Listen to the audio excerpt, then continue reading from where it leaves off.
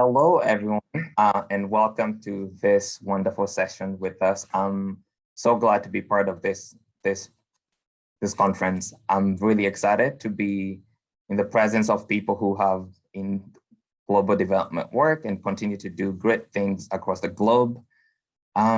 Consider this period of massive global disruption and upheaval within your organization context within the past 21 months. What has been lost, what has been gained, what has been retained related to the well-being of children around the globe. We want to focus those three questions about what has been lost, what has been gained or retained throughout the 21 months of COVID and a lot of disruptions around the globe. But we want to focus more on these organizations that have been focusing on the future of the globe. And these people are our children. As we continue to work with them, as we continue to help them navigate the world and understand the disruptions, how are we helping them? And with these 21 months, we want to welcome our organizational leaders and the panelists here to think of and reflect on what has been lost, gained, and or retained, especially in the well-being of the children that you work with. I'm very happy to be in the presence of people who are working with kids across the globe. And at this point, I would like to introduce myself. My name is Patrick Kimani Nyambura. I'm an intern at Alliance for Children Everywhere. I have been working at ACE for the last couple of weeks. And Alliance for Children Everywhere helps Zambian moms and caregivers to raise safe kids, grow strong families, and build sustainable communities. For over 20 years, ACE has championed family-based care in the capital city of Lusaka. Each year, our Zambian team serves over 3,000 children through family reunification, local fostering and adoption, education and economic empowerment. And in 2020, ACE launched our consulting arm as ACE Transition Partners. We're looking to partner with institutions in Southern Africa and beyond to get the transition to family-based care through consulting and technical support. And with that, I'm also going to introduce our panelists, and I'm going to go from the eastern side of the globe and talk about Malahat Mazaher, who is the executive director of Sahar Education based in Afghanistan. Sahar is a small nonprofit based in Seattle, and it's building schools and educational programs in the northern part of Afghanistan. It has paused operations since the Taliban take over, dealing with the crisis in education disruption systems. Malahat Mazaher is the executive director and was born and raised in Afghanistan, and is drawn to mission-oriented and community-focused organizations. She brings experience in the international development and business sectors, working at both private and nonprofit organizations. Her previous work includes efforts to advance educational opportunities for girls, women's rights and empowerment, disability health, and management and acquisition of development projects. Malahat first worked with Sahar as a fellow in 2016. We'll go to the other side, on the northern side of USA, and introduce Jane Beck. Jane Beck is the executive director of Project GRAD, Kenai Peninsula, working with the Umpiak and the Dena'ina people in South Central Alaska. Jane has given respect for stories and experiences in ancient wisdom and cultural traditions that derive targeted support under Jane's leadership, which focuses on a small nonprofit on closing the educational gap with the Native Alaskan community. Project GRAD impacts generational change through student-centered programs that recognizes and acknowledges the ways of the land and the community of the Alaskan Native people. We take this opportunity to move to the other side of the globe and go to Ethiopia, where we have Eskinder Enreas, and we apologize that he might not be able to be with us because of internet connection. He's currently in Ethiopia, and he's the development practitioner with years of hands-on experiences providing management, operations, and leadership to different development projects and programs in Ethiopia. With WASH, they Eskinder works with WASH to promote sanitary and water access to schools in Ethiopia. He's also the current promotions manager at Splash and is responsible for organizing, tracking, and managing the overall initiation and deployment of behavior change interventions and sustainability of WASH activities in schools. Having this in mind, I would like to welcome the panelists to start thinking of, throughout the 21 months that we have seen changes and disruption throughout different organizations across the globe, how has these changes affected our kids? How have these changes affected the child welfare of our the welfare of organizations, and specifically our organizations? So at this point, I would like to welcome our panelists to start reflecting and reflect with all of us with what has been lost in your organization, and how has that which has been lost throughout your organization affected the welfare of the children that you take care of. We'll start with Eskinder.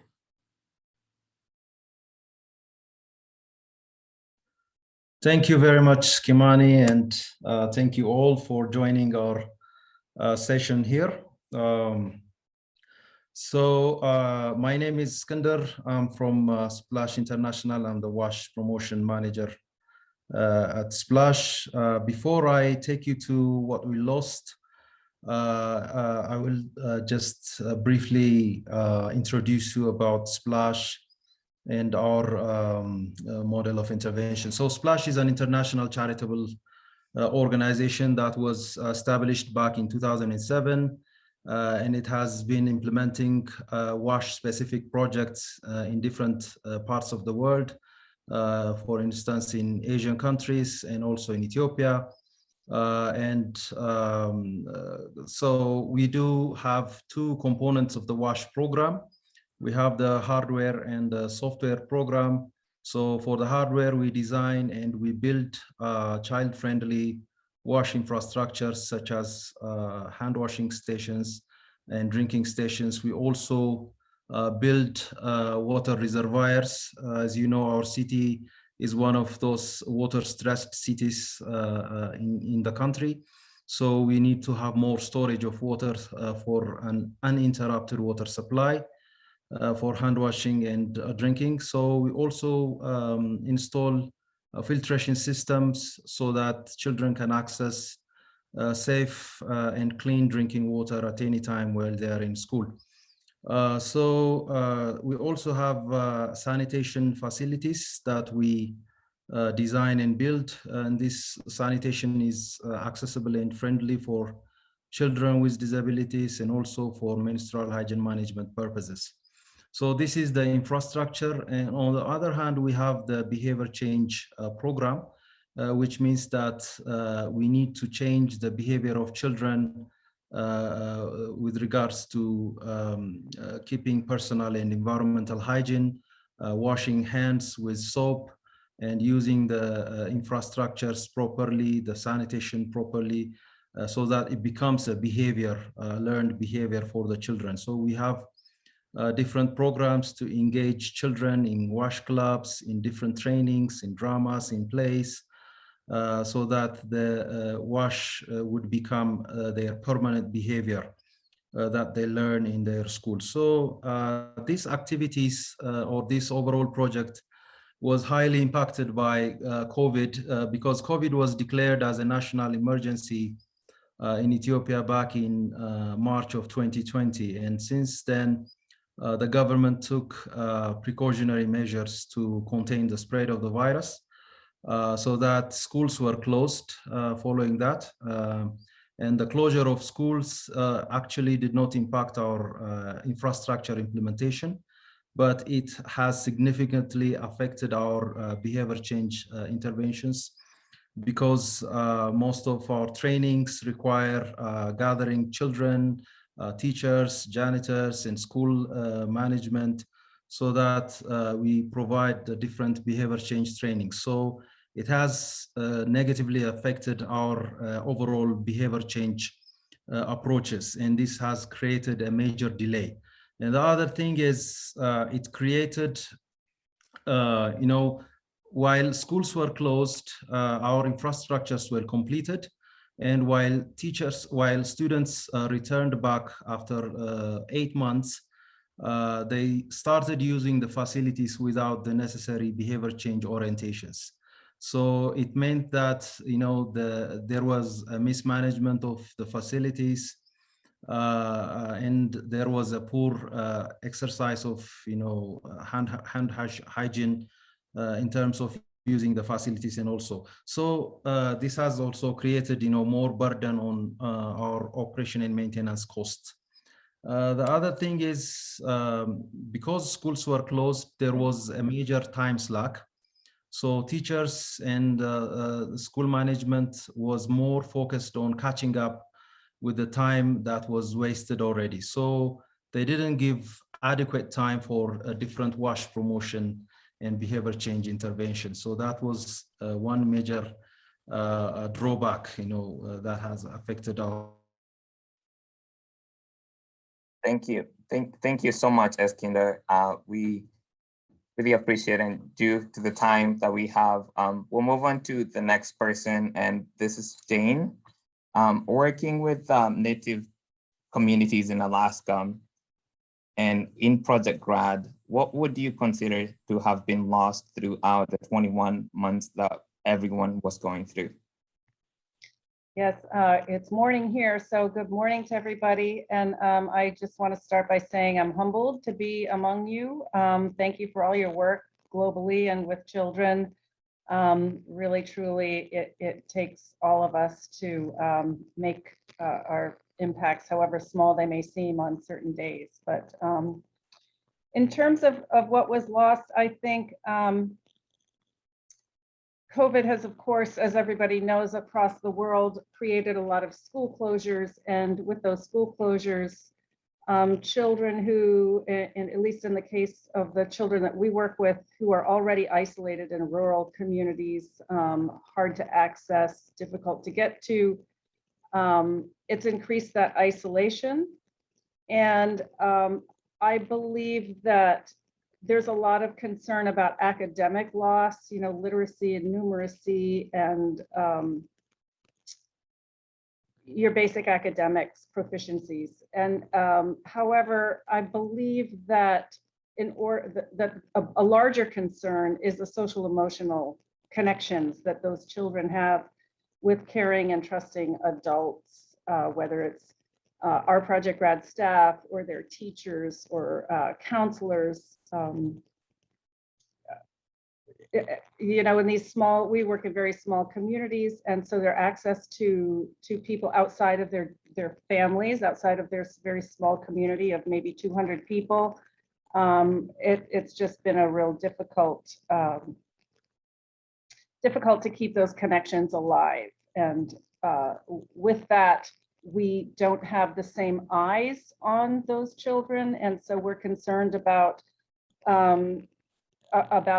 increasing abuse, sexual abuse, physical abuse, the stresses on the families, the stresses on the parents, the stresses on the teachers, all trickle down to stresses on the children.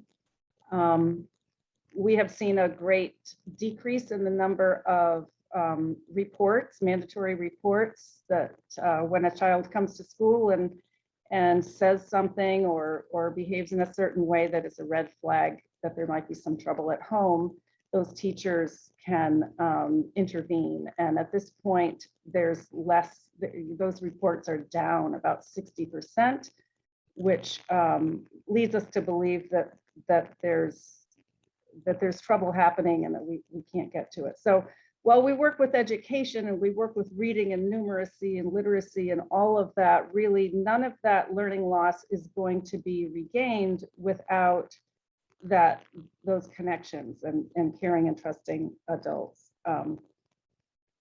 That's the main concern that we have. We also are concerned about the infrastructure in some of these, like what Eskinder was talking about, the sanitation and the hygiene and the water, sanitation and water. If we don't get maintenance people into those schools to address the sewage problem or the potable water, that's a problem. So there's a lot more, but I know we're limited with time. So thank you for inviting me. Yeah, thank you so much, Jane. You know, this approach that we have here doesn't only go to these organizations or to our panels. I would like to acknowledge our audiences and have them continue as we process these losses, as we process these gains and what has been retained throughout these 21 months. You are also our active participants. So continue to think about these losses and reflect with us. And I'll turn my head to Malahat from Afghanistan and from Sahar. And what do you consider has been the loss in your organization? Thank you, Kimani. It was wonderful to hear from Eskinder and Jane. And before I get into what is lost, let me give you a little bit of context of Afghanistan for some of the audience who may not be as familiar with it closely. Afghanistan is a very, very young country. In 2018, an estimated study showed that 48% of its population is below 14 or 15 years of age. So it's a huge population of young people who are of age or getting to the age of a huge need for school and educational facilities and educational tools that is often very, very hard to access in a conflict-ridden place like Afghanistan. So in such an environment like Afghanistan, I think children, and especially for such a large population of the country is young, it makes the children in the country among the most vulnerable in the world. They lack access to basic needs of food, shelter, healthcare services, educational services, and etc. And I'm going to be addressing mostly the child welfare or the question of lost gain and reflections of retention or what's retained within the educational context for Afghanistan. But I wanted to say that before COVID, we were a conflict zone in Afghanistan, and of course it varied across the country, northern and central and western parts of the country enjoying a little more peace and progress and development versus the southern and eastern part of the country, for example. But when COVID hit, even the parts of the country, which is, for example, I mentioned the northern part of the country where we operate mostly, was also hit in a similar way when schools were, there was no specific policy from the Ministry of Education, for example, on how to close the schools. So they would give gaps, okay, 2 weeks closure and then we'll reopen. And then after 2 weeks, students would return back to school and then they would be told, I'm sorry, that's not good enough. Let's go back to not being in school. So there was a lot of uncertainty and mismanagement from the ministry's point of view that I think affected a lot of students and discouraged students learning, which is a great loss that's been recognized by us as an organization, and also of course by a lot of locals there in country. Also, in the education system of Afghanistan, it's a very centralized system that then gets a little decentralized within districts, but it still has no participation or engagement from the community or parents. So when such crises like COVID hit in an already very vulnerable place, then it's the students are kind of on their own, and they do not get to have that sort of a support from their parents or community or at school that they could have received just by being at school and engaged in learning. Also, similar to what Jane had shared about lack of access to toilets and running water in schools, although Sahar had allocated funding for COVID, and we provided thermometers for monitoring students' temperatures, provided soaps for washing students' hands and face masks. And also we engaged in increasing public awareness on social distancing. But I think even at that level, it's although it was easier to work with some schools, with other schools, it was harder because they don't have running water to, for example, use soap, or not all of them get to have funding for face masks or have the capacity to have social distancing because these classes are full of 40 or 50 students, for example. Yeah, and then am I running out of time, Kimani? Yeah, that's okay. Yeah. Okay, yeah. I'll stop there then. Yeah, all right.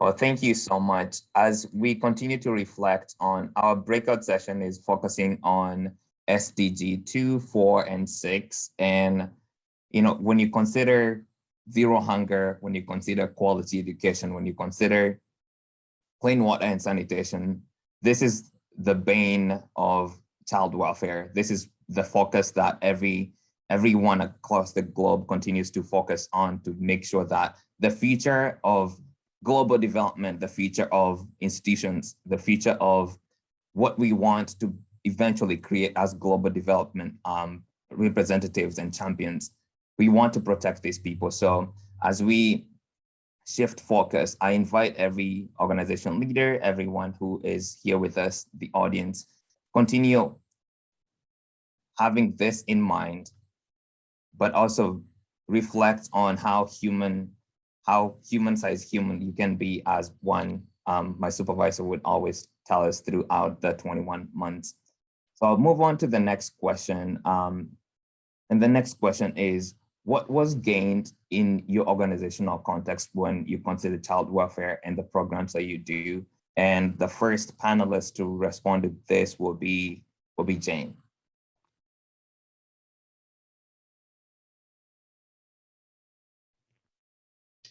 Okay, what has been gained is a really good question. I think that there's been a really great sense of urgency that's been more highly recognized.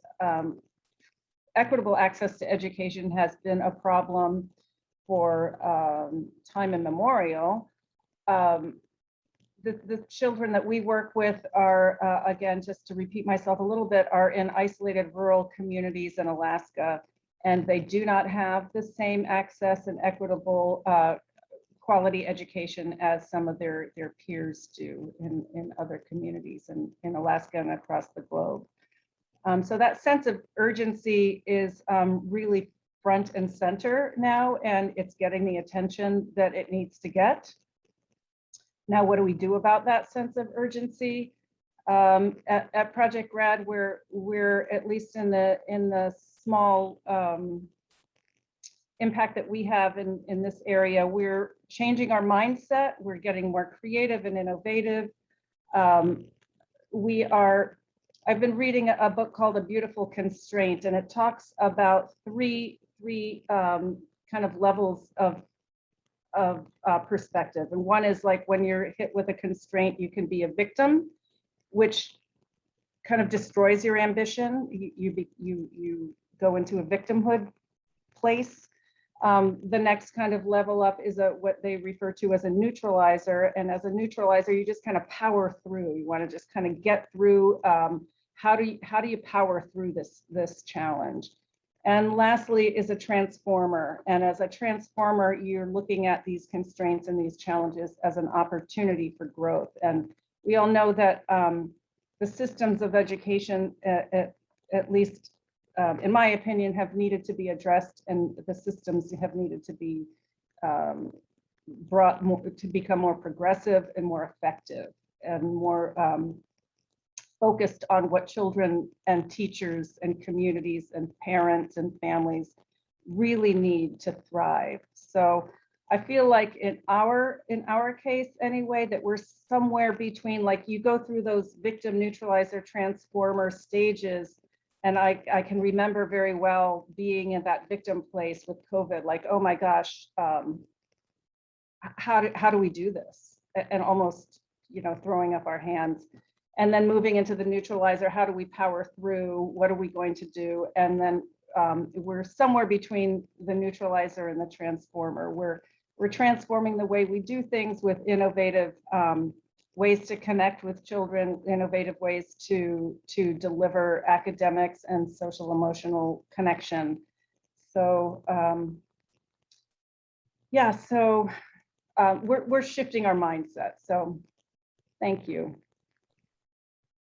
Thank you. I'm hearing lots of readiness and being able to pivot and learning how to take urgencies and converting them into very effective ways to transition from one space to another in these organizations. So thank you so much, Jane. The next next person will be Malahat. Would you give some insight on what has been gained in your organization?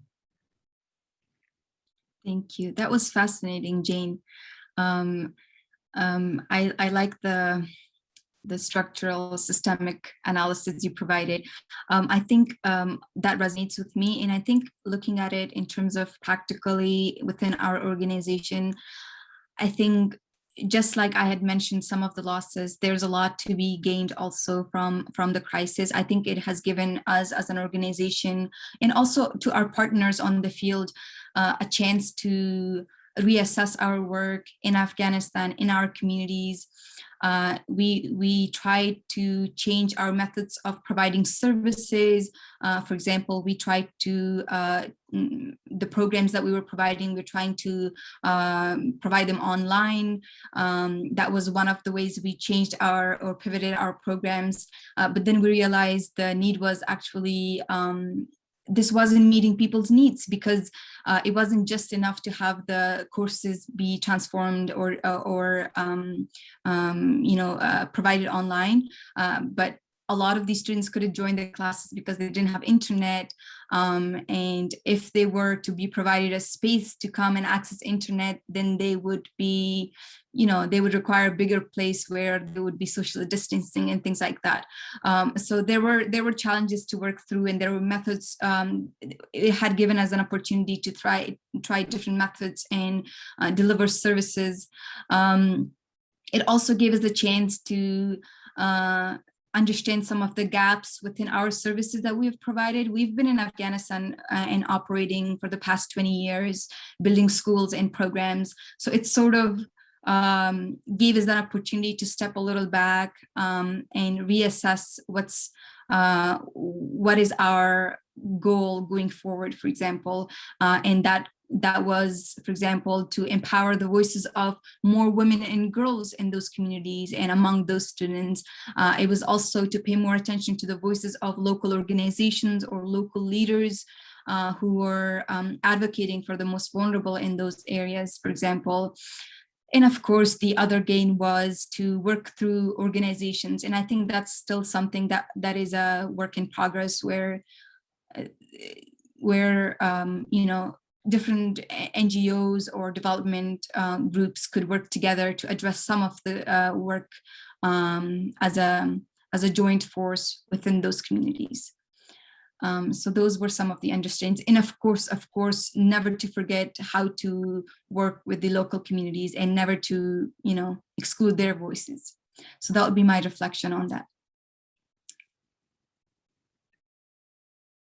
Thank you, Malahat.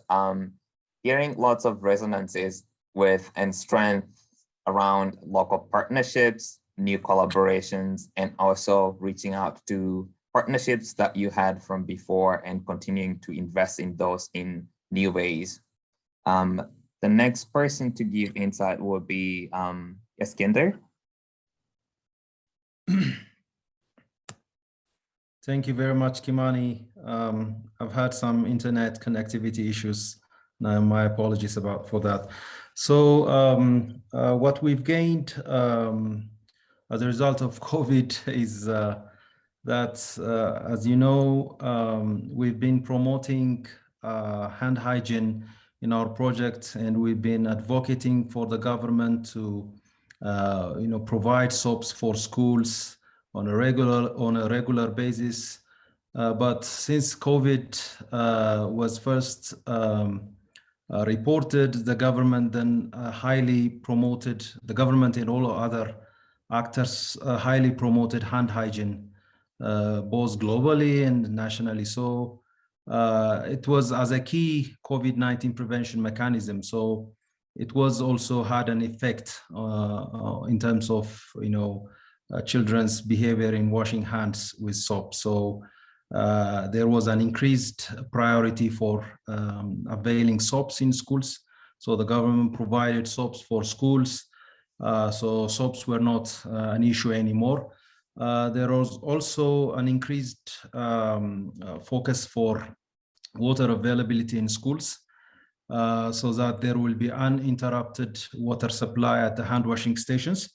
The other positive thing is that different private firms came up with technology solutions for hand washing stations, so that we have a number of hand washing stations in the community that are pedal operated. So this increased the incidence of washing hands with soap, and that also had a positive effect on the behavior of our children while they came back to school. The other positive thing is that the government has assigned health professionals across all government schools. So these health professionals are responsible for promoting health education for children, specifically with COVID and other related health issues, so that these were very helpful for us, because we targeted them and we wanted them to include wash-related concepts into their regular health education. So that is one positive outcome that we got from this. And the other thing is there was an increased use of local mini media. We have mini media in schools. These mini medias are, like a club of students that broadcast different messages for children, and partly as entertainment during lunch and morning breaks.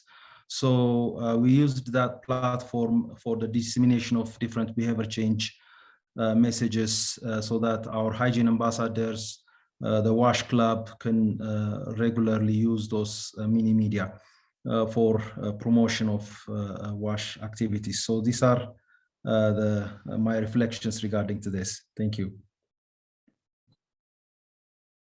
Thank you so much, Eskinder and Jane and Malahat. In our work in global development, crisis management is one of the most powerful things that we can equip our local leaders. And I think as we continue to move on from the past into year 3 of what we've been going throughout the globe, it is important for us to reflect on what has worked and what has not worked, and continue to pivot as needed. And with that, I'd like to get into the last question, that will be, throughout these changes and throughout these disruptions, what, in your organizational context, when it comes to child welfare, what will your organizations retain going forward? And Jane, do you have insights on that? Oh, yes. What we'd like to retain, well, we certainly want to retain our connection, and I don't think that we can make any kind of positive impact without positive relationships in the communities, and that's a relationship with the youth and the children, of course, but also those who are supporting those youth and children. So connection and positive relationships is the foundation that we build everything on. About three things come to mind. A sense of urgency I mentioned earlier. I really want to retain and keep that light shown on a sense of urgency and holistic support for those children and the teachers who are working so hard and with many times without a lot of support from their leadership. Teachers need to be respected, they need to be empowered, and they need to have the tools that they need to be able to transform the system so that they can provide and they can make an impact on equitable access to education. The teachers that we have are often leave after a year because the stresses are so high. So we don't have a real consistent teaching force in some of these communities. Another thing is to retain our trauma-informed and healing-centered holistic approach to children that includes giving them skills and strategies to manage difficult emotions through mindfulness strategies and reflection and chances to talk through and get counseled through some of these difficult times, to hear their voices and empower the children as well. And the last thing, there's a lot, but and the one thing is I think that we need to retain the time that we've gained. Things have kind of slowed down. I know that at least in American culture, in the United States, we tend to wear being busy as a badge of honor. And we oftentimes, and I've been guilty of it myself, spin my wheels at just trying to do so much. And it's not really helpful. I think we need to take time to reflect on just these questions, Kimani, that you're asking. They're really important. What have we lost? What have we gained? And what are we to retain so that we don't go back to path dependency and doing the same thing the same way? And yeah, Malahat, what you said about the partnerships, let's retain and grow those. And thank you, all of you.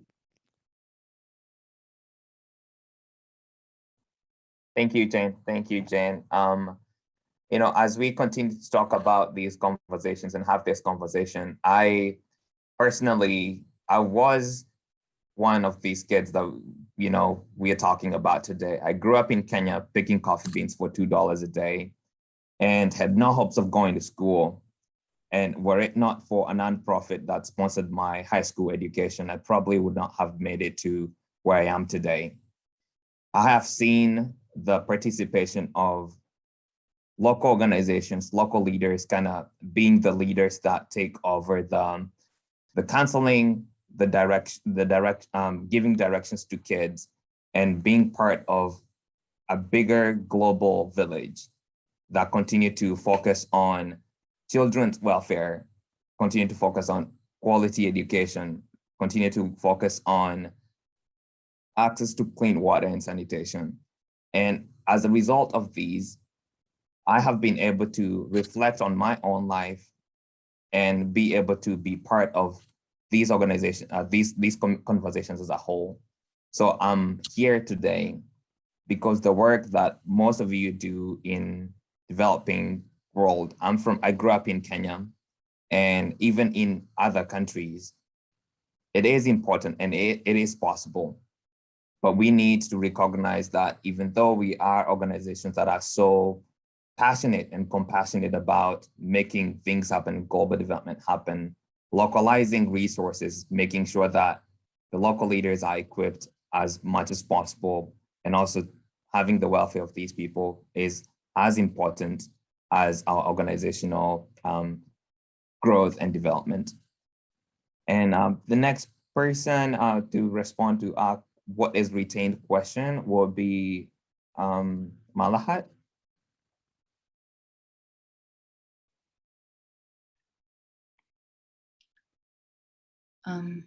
Thank you, Kimani, for your reflections and your story, your personal story.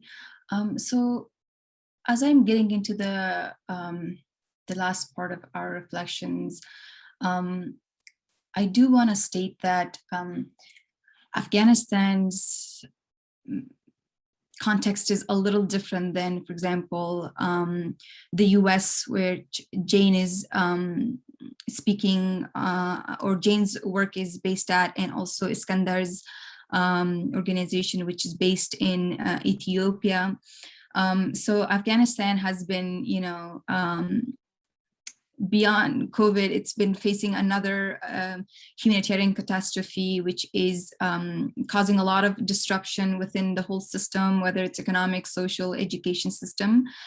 So I think in terms of, in terms of gains or retaining those gains, I think for us, it would be mostly on, you know, exploring questions or options or alternatives on how to be effective as an organization in our mission, given the education system's barriers, given the policy barriers that are in place by the Taliban government, the gaps that exist in within the education system, and also overall instability of the country, and of course the humanitarian crisis. So I think it'll be how effective can exploring all these options and seeing how can you retain the effectiveness of the organization and still be able to deliver quality educational programs with such barriers. And I think that could mean, you know, some of these pivots or alternatives could be, you know, financially or technically support grassroots voices and organizations and advocates, so that some of these gaps and barriers are addressed, which are, you know, which as a small NGO, it's hard to address such barriers, but this could be one approach. The other could be, you know, investing our energy more in, you know, empowering locals. And it goes back to the point of whether it's financially or technically, how can we support during this desperate time to make sure that the with the humanitarian crisis looming, still the development process of education and its contribution to generations of people's contribution to social mobility, because usually in the modern world, that's how it works. There's very small portion of population that goes or mobilizes within the social ranks through other fields like farming, for example. I think most people within societies these days, and Afghanistan is no exception to that, people mobilize or socially mobilize through getting education, having access to education, and then using those skills and knowledge to improve their own life, and then by extension their communities and their countries. So that those will be some of my reflections. Yeah, thank you. Thank you, Malahat. So much to retain from such a long and disrupting time, but very thankful to hear that these reflections are working within your organizational contexts. Eskinder, do you have insights on that? Thank you very much, Kimani. So there are a number of learnings that we're going to retain in our program. So as you know, our program is co-funded by the government, where the government committed half of the project cost, and also is building the latrines that are already designed by Splash. And there is a very high level of commitment of the government in the project. And after COVID, that has already sustained our so we believe that we need to do more advocacy in maintaining, you know, the level of engagement and commitment of the government in terms of supporting our WASH initiative in schools. So in providing adequate access for water, soap, pad, and adequate budget for operation and maintenance of the wash infrastructure in schools. So we will be doing more on that, more advocacy on that. And we'll also planned to capitalize on local capacity building, in terms of providing different capacity building trainings for technicians, for food handlers, for janitors, for the health professionals, and the school community, including parents. So we will be doing more on local capacity building so that we will have a long-term sustainability of our WASH intervention in the schools. The other thing that we've focused on will be strengthening the WASH clubs, because we found that these WASH clubs are very important platforms to reach out to school kids. It's much easier for children to educate other children. So it's more like a child-to-child approach. So we will be working more on strengthening these WASH clubs and the WASH committee that would also be oversighting the activities or the overall activities. And the other thing that we will also focus on will be using more of an audio-visual behavior change contents, like the one I mentioned earlier, the mini media. So that will be a very good platform that we will need to work more on. And we will have the banners, the brochures, and the different ways that we can address children. So there are also an ongoing project that is, our team is working on digital content that is child-friendly. There are different animations and different dramas and plays that will be child-friendly. So we will be capitalizing more on these aspects. Thank you very much. Thank you, Eskinder. Your mention of technology access gives me insights on a question that I've been wanting to get insights from all of you.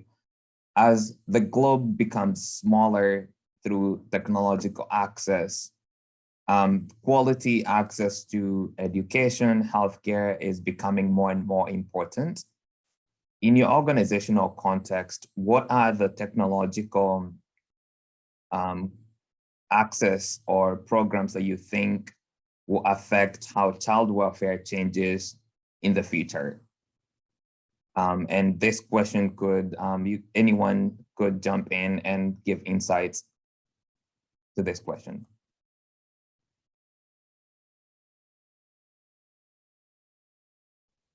So can I step in, please? Yeah, go for it. Yeah, so it's a bit of a challenge when you think of technology in our context, because in our settings, it's much difficult for children to access different technology, such as smartphones or other means, so that you can easily reach out to them. So we are basically looking for the existing or the available technology or the available media of communicating with our children. So that is why we are focusing on the mini media in schools that is available across all government schools. So it's much easier for us to address the wider school community through that platform. The other thing is when we thinking of reaching out to teachers and school management, we have a Telegram page. It's much like a WhatsApp page. So most teachers use these Telegram pages to communicate. So we have separate pages for school management and also focal teachers, so that we can easily disseminate different manuals, different messages, different information, so that they can pass it on to other teachers and to other children as well. So we're a bit of, looking around what is available in our context. So it's different from different contexts. So based on what is existing nearby, we're working more on capitalizing on those existing or available technologies. Thank you. Thank you so much, Eskinder. Any more insights from our panelists?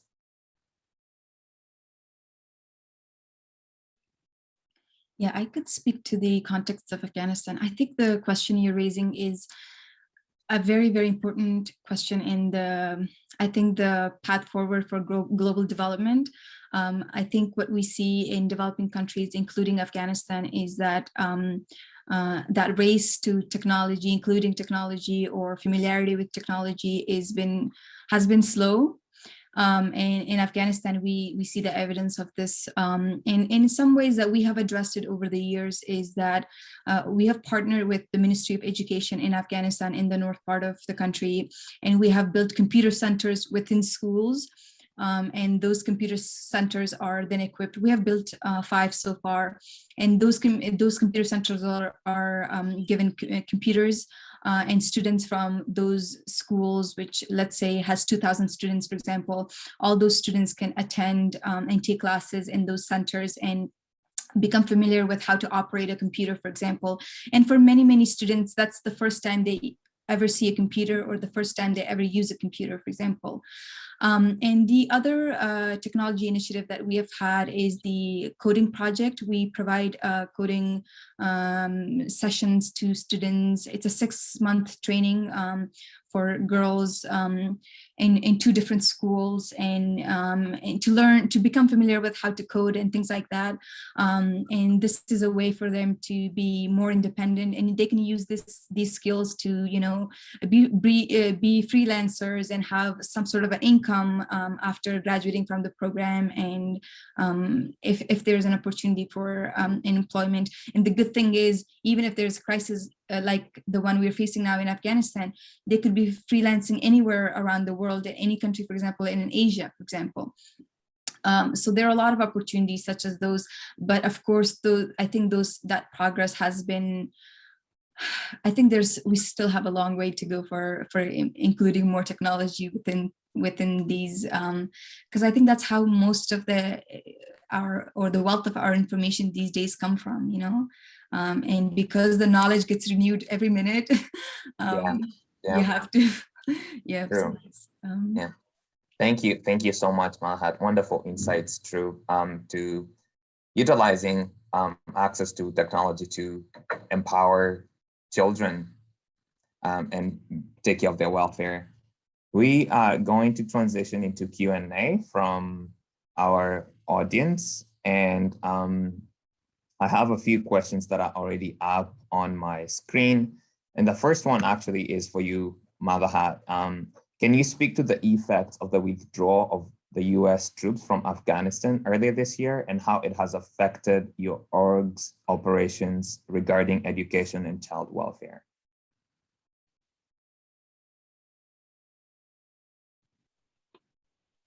Thank you for that question.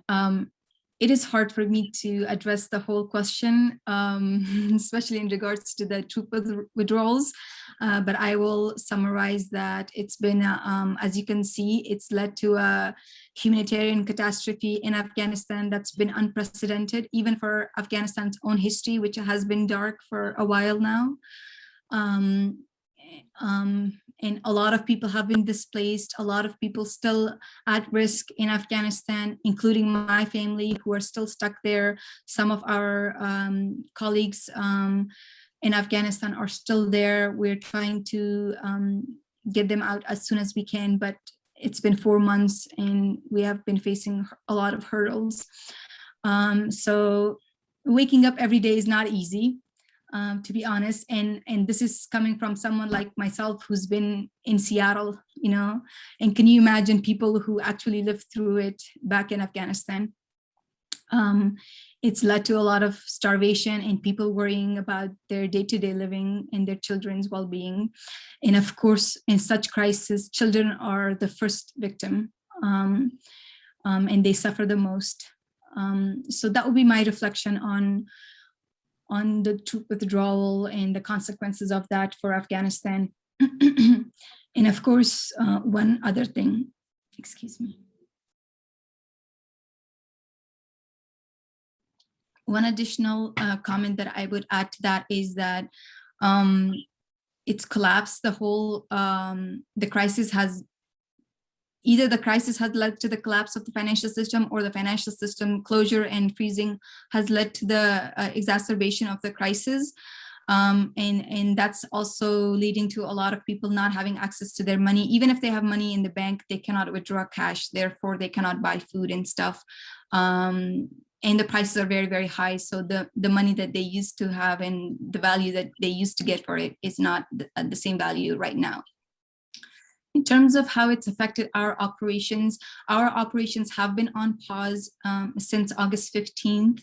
None of our programs are running. We, before the Taliban, we had we were constructing a public boarding school that's been on pause. And then we had 4 programs running, the early marriage prevention program, the Men as Partners in Change program. And then we had 2 programs under our digital literacy category, which is the coding and the computer centers, which I touched on a little bit earlier.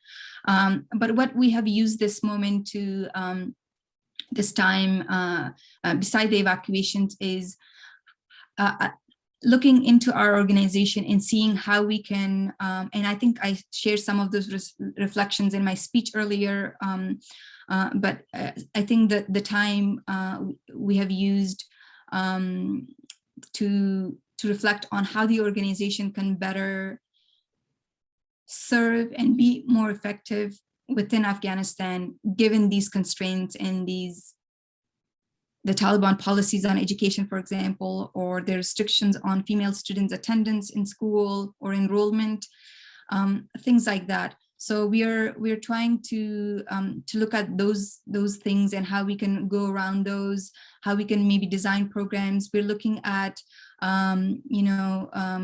maybe working with projects that are already running in country, and maybe if they need funding, we could provide funding for them. We can raise funds for them. This has been this is what we have been doing since August 15th, when the programs have been on pause. Thank you. Wow, thank you. We hold this space for you, Malahat, and your organizations and the people that work with you, and our hearts go out to you. We would like to take more questions, but due to time limitations, we'll move into closing insights and thoughts from our speakers, and would like to invite any of our panelists who have any closing thoughts about just general child welfare and what we've been reflecting on today in this panel to close out. Maybe Eskinder, you have any closing thoughts?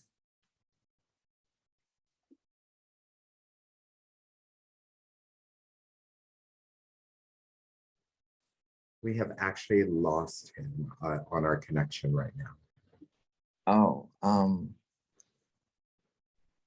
Jane, do you have any closing thoughts?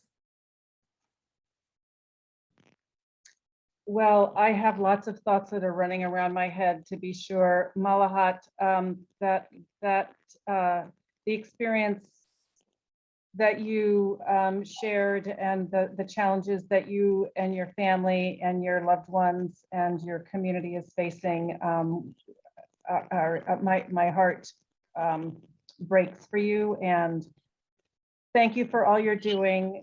It reminds me of I'm not going to get it exactly right because I'm pulling it out of my head, but Margaret Mead's comment about never underestimate the power of an individual to change the world.